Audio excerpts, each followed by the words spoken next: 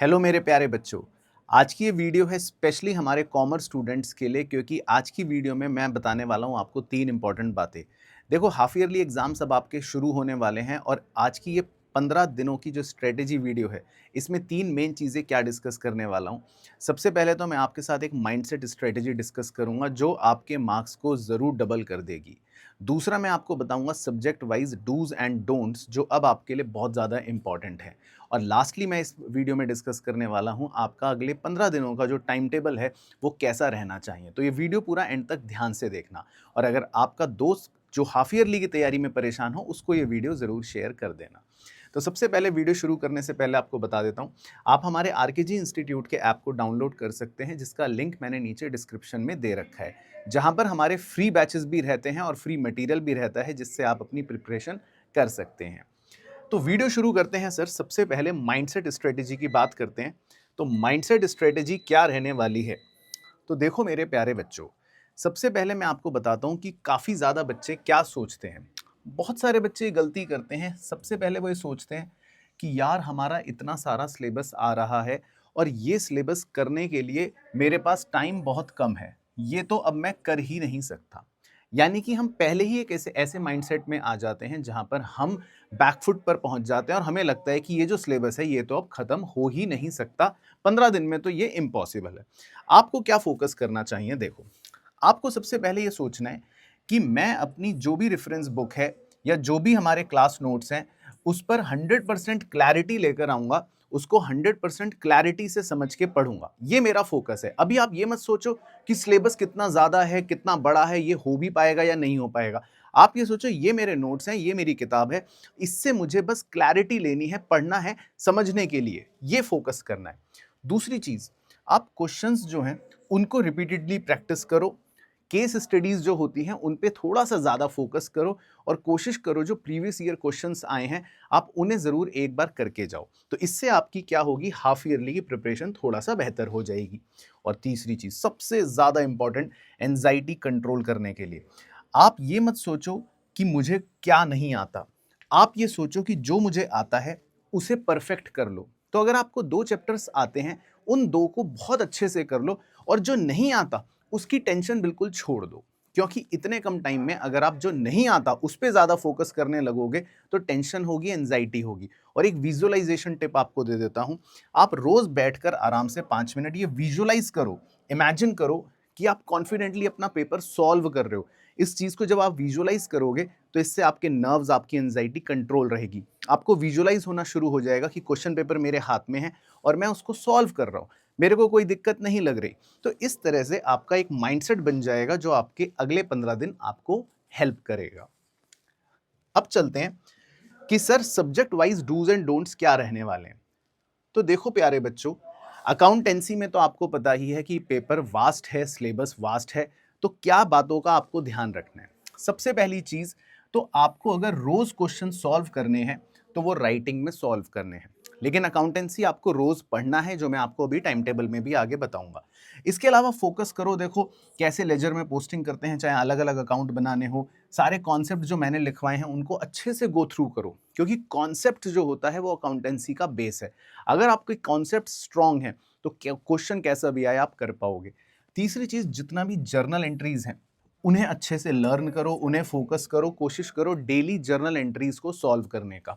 ये बहुत ज़्यादा हेल्प करता है। और टाइम मिले तो प्रीवियस ईयर क्वेश्चंस के न्यूमेरिकल्स जो हैं उन्हें ज़रूर सॉल्व करके जाना लिखित तौर पर।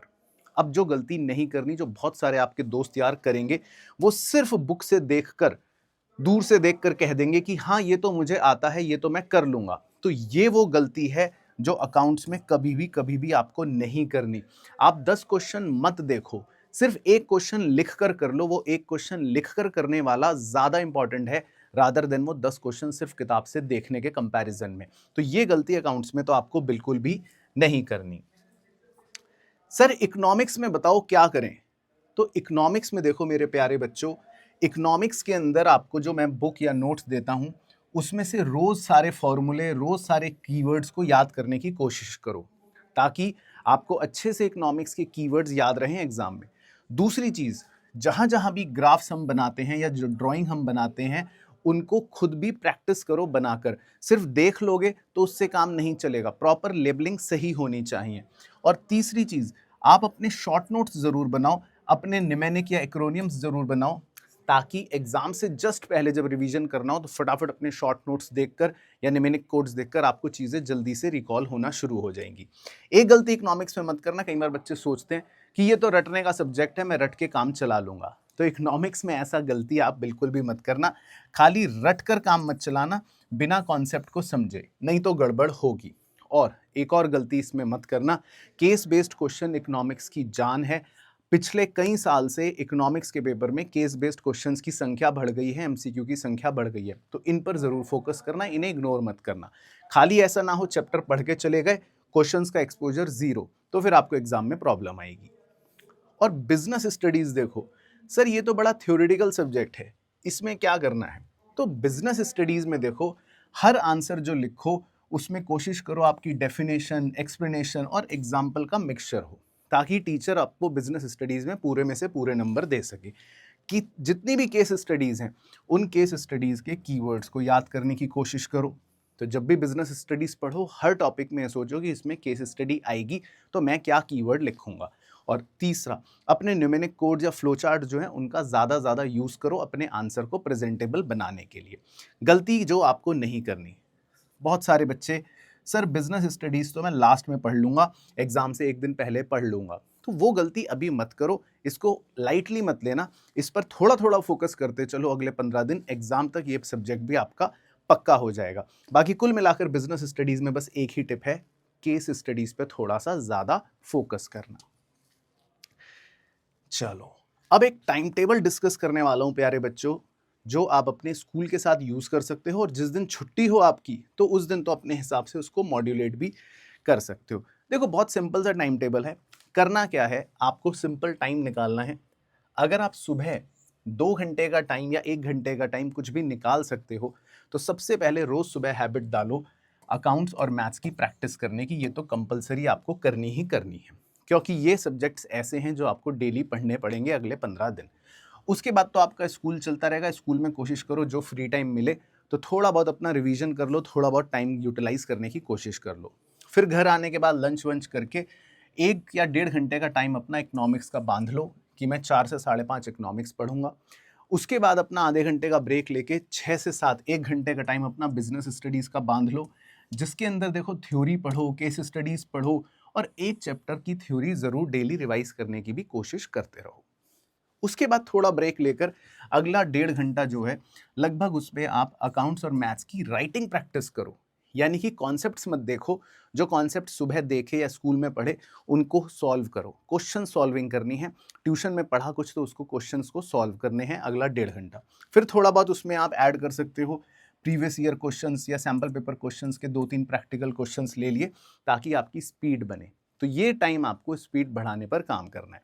उसके बाद डिनर करने का टाइम है, थोड़ी देर डिनर करके फिर लास्ट का जो आपका स्टडी टाइम रहने वाला है उसमें थोड़ी देर इंग्लिश को इन्वॉल्व कर लो, ताकि कुछ समरीज पढ़ लो, कुछ फॉर्मेट्स देख लो, और लास्ट का आधा घंटा सोने से पहले एक बेसिक क्विक रिवीजन कर लो, जिसके अंदर आपने जो भी निमेनिक कोड्स बनाए हैं या जो भी आपने शॉर्ट नोट्स बनाए हैं उनको एक बार बस गो थ्रू कर लो। तो इस तरह का रूटीन आप फॉलो कर सकते हो, सो दैट अब आप रोज हर सब्जेक्ट को एडिक्वेट टाइम दे सको।